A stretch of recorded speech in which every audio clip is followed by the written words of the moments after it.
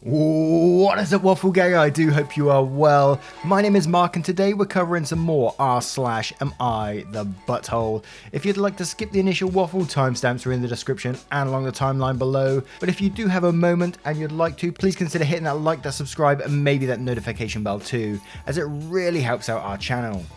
Now don't forget, we have a competition going on over on our Discord, link is down in the description. It's a Christmas based art competition. You don't have to be skillful to get involved, it's just all about that Christmassy feel. So pop on over there, get involved, there's some prizes too at the end of the month. Today I'm going to be covering some stories which people have sent me in PMs and DMs and all over the place really, that I've been saving in a little folder. So I've been saving them up just for this.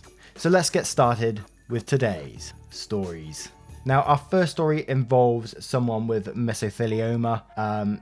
Obviously, it's very related to what I'm going through right now with my dad, but this is a very heartbreaking story, so I wouldn't blame you if you wanted to skip it, because it does involve a child with the disease too. Our first story comes from Select Post 4. Am I the arsehole for not donating to a kid that has cancer? I made this to get some unbiased opinions because people are making me feel like shit. At my office, one of my co-workers' 9-year-old daughter got a deadly form of cancer, mesothelioma. He has been doing everything to raise money for the medical costs, as our insurance isn't the greatest. However, my co-worker is a massive prick as well.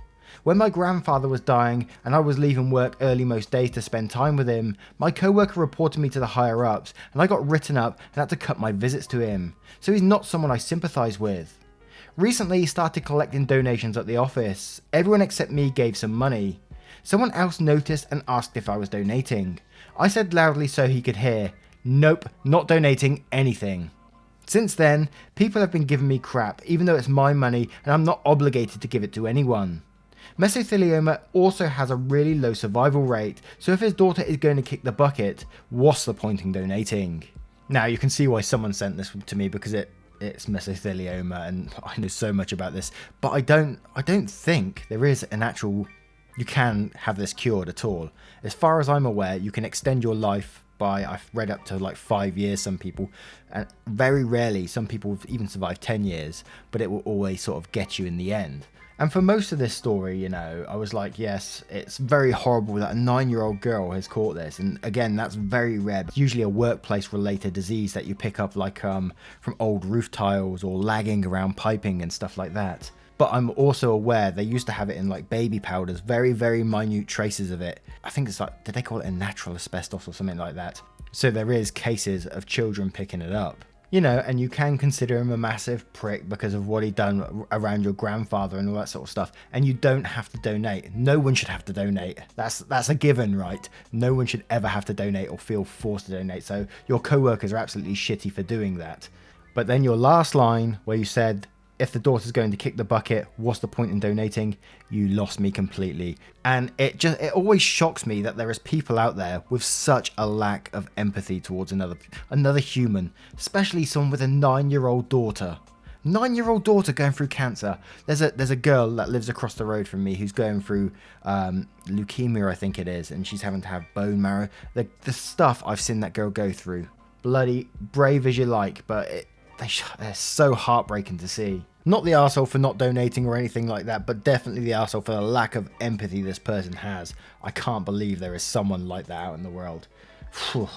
And this is the first story I've read of like a 9-year-old picking up mesothelioma before, and it's absolutely heartbreaking that someone that young could get it. How horrible.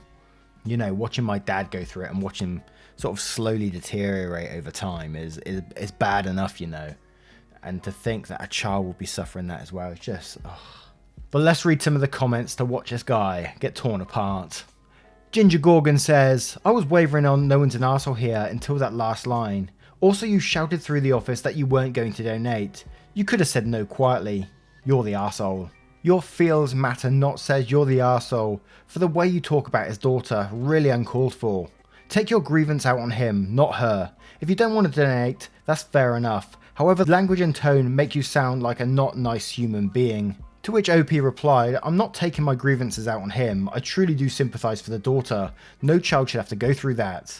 But I am just saying, if a likelihood of surviving is extremely low, why donate? And someone asked me if I donated, hence why I said no.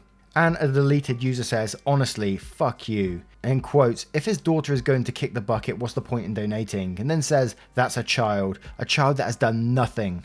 You're the arsehole.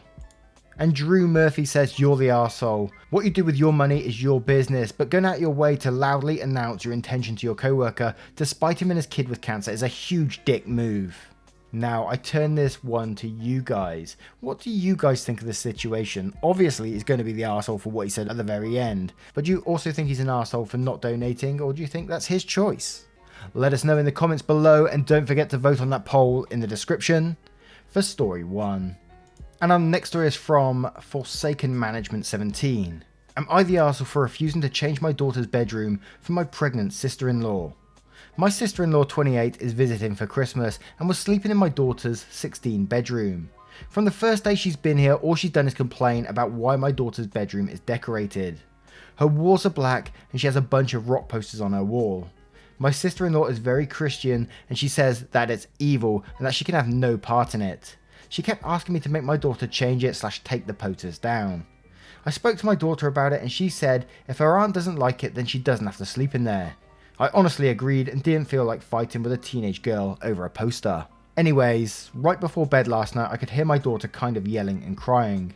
When I went to see what had happened, I saw that her aunt had taken all her stuff off the walls and had accidentally ripped one of them, which was signed by the artist. My daughter was freaking out and my sister-in-law explained that the evil posters gave her anxiety and that when she got anxious the baby wouldn't stop kicking and she couldn't sleep. I told my daughter to tape the ripped poster back together and that she could put all of it back up in the morning. I told my sister-in-law that if she didn't like it, she could sleep on the couch or find a hotel. My wife doesn't like the way my daughter's room is decorated either, and of course she sided with her sister. She told my daughter if she put them back up then she would rip them all up. She told me that she couldn't believe I would suggest that her sister should leave. Am I the arsehole?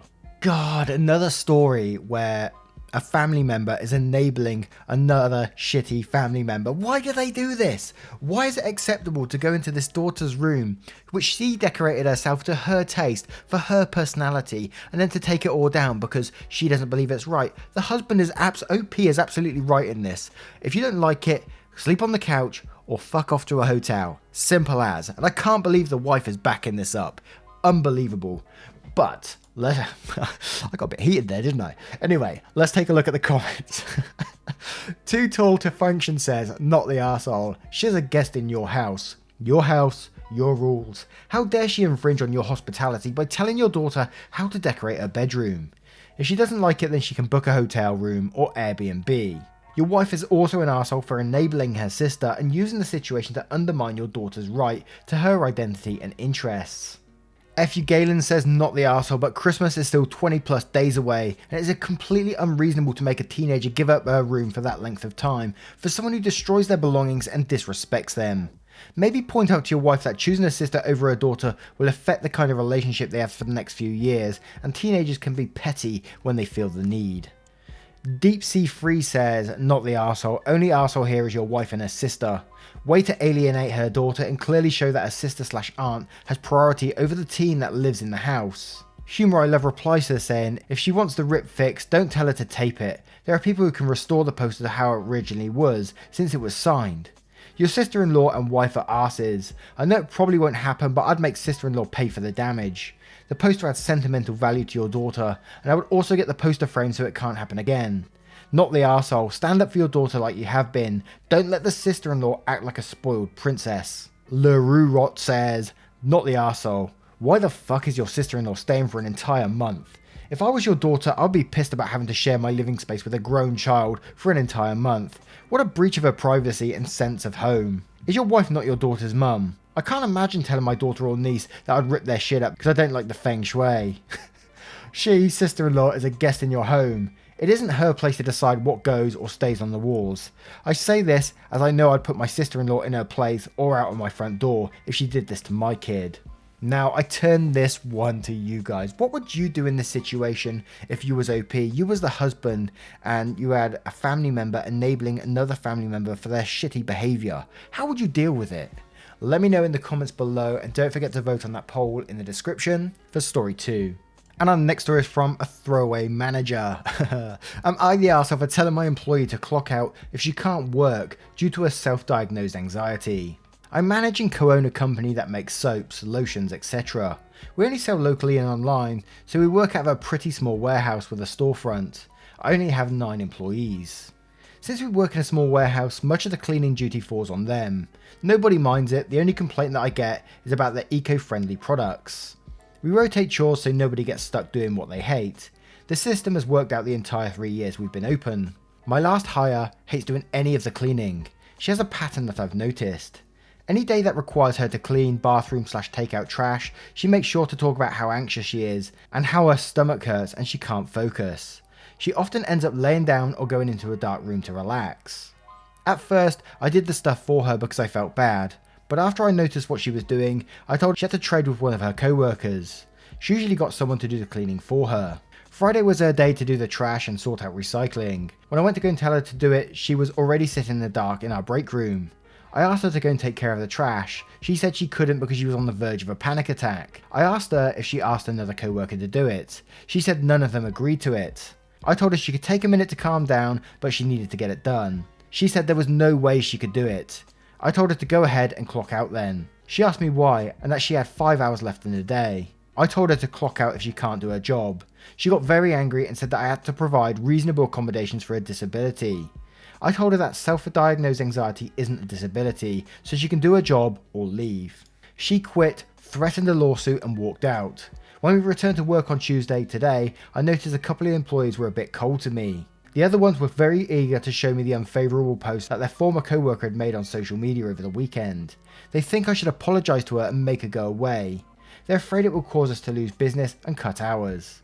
I can tell that some employees are upset about my behaviour. I'm not sure how to feel how it went down, so I'm curious who a third party would think is the arsehole in this situation. Now I might get a bit of hate for this one because I can see that he said in the start that he was trying to accommodate her and felt bad and was doing it for her, but then he noticed this pattern was arising. Whenever she had to do these certain tasks, this anxiety would come up. And am I right in saying, I might be wrong, so always happy to be educated, self-diagnosis isn't diagnosis. If she hasn't gone to the doctor to get this diagnosed, then, you know, she can't keep playing this card, right? And it's just not quite right for a small business to run that way, that when everyone's not pulling their fair share. Surely if she came up with a good excuse, she did get it diagnosed, then maybe you might accommodate a bit more towards it. But self-diagnosis isn't the way forward, right? But a deleted user says, not the arsehole. I have anxiety. Actually, I'm diagnosed bipolar with psychotic features and severe anxiety. My disorder is currently under control and I'm doing fine, but I've been in hospital with multiple panic attacks in the past. Unless she can provide documentation that she has diagnosed anxiety disorder, then she has no legal case over you, so that's out of the way. Knowing my disorder, I don't expect anyone to accommodate me if I can't complete my daily tasks. My job involves caring for elderly people. If I was unable to do my job, I wouldn't expect my employer to accommodate me.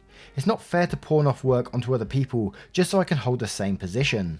If I was going to be a problem, she should have warned you and tried to work it out with you ahead of time, but instead she simply refused to perform that part of her job, which is completely unacceptable. It would be one thing if it was a small part of her job, but it sounds like cleaning is one of her main job duties. If she can't handle it, she needs to go and find a job that suits her. End of story. Part of the growing stigma towards people like me has to do with us demanding that people bend over backwards to accommodate us. We're responsible for our own disorders. We need to find our own coping mechanisms, and we need to figure out a way to find a job that works for us. Her attitude is really harmful for people who have mental health disorders. And I didn't really think about it that way, about like the stigmatism that comes with it and it puts on people that are actually diagnosed. Some very good points there. And Complex Antelope says, not the arsehole. Reasonable accommodations doesn't mean she can just not do parts of her job she doesn't like. It's still her responsibility to seek treatment, especially if anxiety is that bad. It's ridiculous for her to expect she can continue getting paid while she's so anxious she can't work. If it's that much of a hindrance, she should go home to decompress. If it's a legitimate disability for her, she should take steps to monitor that and see the right professionals. And TX Phoenix says, not the arsehole. Even if she has a doctor-diagnosed disability, the most you'd be required to do would be to make reasonable accommodations. Her not doing the job while being paid to do the job is not a reasonable accommodation for your company. Allowing her to clock out and take breaks for the attacks without being penalised for attendance would be an accommodation. Allowing her to work past her scheduled end time in order to get the task done could be, but piling on the additional tasks to other employees, having her to take a paid break isn't one you can accommodate. Now, how would you deal with this story if you was the business owner? What would you do? Would you fully accommodate her self-diagnosed anxiety, or would you tell her to go to a doctor, get it diagnosed and see what you could do, or would you go about it in a different way? Let me know in the comments below, and don't forget to vote on that poll in the description for story 3. And our next story comes from Psychological Shop 20. Am I the arsehole for refusing to talk to my ex after she got diagnosed with cancer? I was with my ex for 6 years. About 3 years ago, she broke up with me out of the blue. I was devastated. I wanted to spend the rest of my life with her, and the ground beneath my feet vanished. She completely ignored me from day one. I was severely depressed and had to find professional help. It was a very dark time of my life. To make matters worse, she suddenly started to do everything to torment me, following me around and provoking, trying to make me jealous, etc. Eventually, she even turned most of our mutual friends against me.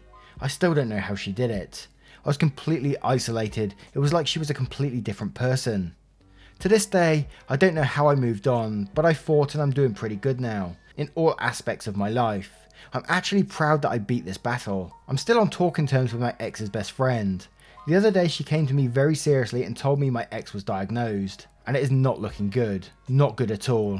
I work in medicine myself, not oncology though, and she won't make it. With her age, 2, maybe 3 years. I won't lie, I was very sad. Once I loved this person with all my heart. Her friend said she was taking this very hard, and she talked about me lots of times, very fondly, after the diagnosis. Her friend thinks I should get over our bad blood and talk to her, to help her deal with this. As much as I feel bad for her, I refused. Once I would have given everything for this girl, but she tossed me away and tormented me in the most cruel way. I had to fight with all I have to recover and become what I am today. I don't want her in my life, and I don't want to give her what she threw away. She knew I'd always be there for her, and she rejected it. Now she has to deal with it. I do wish her the best, but I want nothing to do with her. Her friend and some of my mutual friends are outraged and think I'm being a major asshole. Am I? Now, hearing anyone that gets cancer is extremely heartbreaking, no matter what they've been through and stuff, and it's an absolutely heartbreaking thing to see and to know someone's going through. But her having cancer does not excuse what she did to you. She can't suddenly turn around and say, oh, all bad blood is gone now because I have cancer, and that's it, you know. If you don't want to be a part of that, that is totally up to you. As you said in this post, she ignored you from day one and you were severely depressed and had to find professional help, and it was a dark time in your life. And you had to fight hard to come back from that. So reopening this door could, you know, it could all come flooding back again. And in the end, and I know it's a bit heartless and not very empathetic, but this is all for her. What do you benefit out of this in the end? You don't really benefit anything apart from dragging up old feelings. Whereas she's looking for comfort now because she knows what's coming. So for her to come back into your life now and try and get involved is pretty selfish of her, in my opinion, after what she's put you through, after the way she's damaged your mental health. And it'd be interesting to know if she actually knows how much that damaged you. I think if you do choose to speak to her, it needs to be on your terms and you need to be ready for it. If you have any inkling whatsoever that your mental health is not ready for that conversation, just do not do it, because you've come too far to damage that now. But let's have a look at some of the comments to see what they say. The View 221 says, not the arsehole, please avoid this toxic stew. I'm sorry she has cancer, but you can't sacrifice yourself for her, especially since you know how she treated you all these years. You've worked too hard to get where you are now. Do not engage. Melodic Hunter says, not the arsehole, she was cruel to you and it obviously took a huge toll on your mental health. You're not obligated to reconnect with her just because she's having a bad time. It doesn't matter that she's speaking fondly of you after the diagnosis, and I'm not saying she is or isn't because we have no way of knowing for certain, but it also might be the fact that she knows how hurt you were over everything she did, and she's just trying to make you feel guilty so that you'll come back because she needs someone now and thinks you're an easy target. But despite her having motives or not, because I can only speculate, you don't owe anyone your time, especially someone who was abusive in any way. Sledgehammer says, am I the only one who suspects she may be wanting to reconnect in order to be taken care of? Cult Queen says not the arsehole. She ruined your life and her being sick doesn't make the hurt she caused go away. We haven't seen Cult Queen in a while. Luna Geek says, as someone who lost a family member to cancer and understands how hard it can be, in this situation I'd say not the arsehole. They broke up with you. It seems out of the blue and severely hurt your mental health. I'd say you're perfectly within your right to not want to speak with them. And Philly Bride says, not the arsehole. Don't set yourself on fire to keep others warm. I like that. Okay, Sai says, not the arsehole. Your feelings are valid. Don't let anyone tell you otherwise. She tossed you away like trash. You cut contact and you don't need to change that because of her health. And Wonder Twinkle says, not the arsehole. Sometimes giving someone a second chance is like giving them a second bullet because they didn't kill you with the first one. And Wolf Shadow Gaming says, not the arsehole. You have full rights to decide who you want in your life. Apologies don't mean forgiveness. Regret does not mean things can be repaired in any way. If you chose to speak to her, you'd be a saintly man in the eyes of many, but you don't become a saint by doing the non-arsehole thing, but by going above and beyond anything anyone could ever ask of you. She does not deserve a thing from you. No one does. Giving can only be done by one's own heart and will. Not giving does not make you an arsehole, and I will fight for that right until I die. Now, I turn this one to you guys. What do you think OP should do in this situation? Do you think because their mental health was damaged in the past that they should just stay away? Or do you think they should try to reconnect, and maybe forgive and move on? What do you think? Let me know in the comments below, and don't forget to vote on that poll in the description for Story 4. Once again, guys, thank you for being here today. I hope you did enjoy today's stories.